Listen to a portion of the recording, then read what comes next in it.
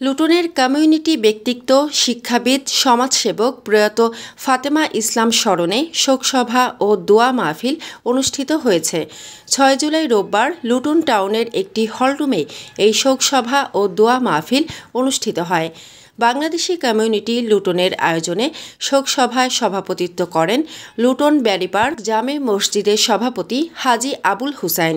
সভার শুরুতে পবিত্র কোরআন থেকে তেলাওয়াত করেন মসজিদ বিলালের ইমাম হাফেজ ফাহাদ আহমেদ। তরুণ সমাজসেবী দেলোয়ার আহমেদ শাহানের পরিচালনায় ফাতেমা ইসলামের কর্মময় জীবন নিয়ে আলোচনা করেন ড নাজিয়া খানম ওবি। স্বাগত বক্তব্য রাখেন মোহাম্মদ আব্দুর রকিব। সভায় অন্যান্যদের মধ্যে বক্তব্য রাখেন লুটনের সাবেক মেয়র তাহির খান, আসাদুর রহমান মনসুর, ফয়সল আহমেদ, এম.আর. চৌধুরী রুহুল, এম.এ. মজনু, সিদ্দিকুর রহমান জয়নাল, সেলিম আহমদ, ইমদাদুর রহমান, আব্দুল মালিক, ফিরোজুল হক, মনজুর আহমদ সানাজ, শুরুক মিয়া, এস আলম মাখন, নজরুল ইসলাম, হারুন মিয়া, গাজী বকুল প্রমুখ।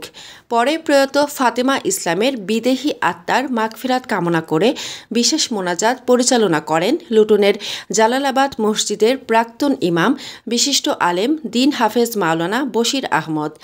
জনাকীর্ণ নাগরিক শোকসভায় বাংলাদেশি, পাকিস্তানি, ইন্ডিয়ান নাগরিকরা অংশগ্রহণ করেন।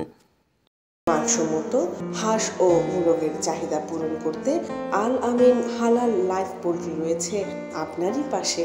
আমরা হাঁস, মোরগ, কবুতর, কোয়েল, টার্কি ও খরগোশ পাইকারি মূল্যে বিক্রয় করি।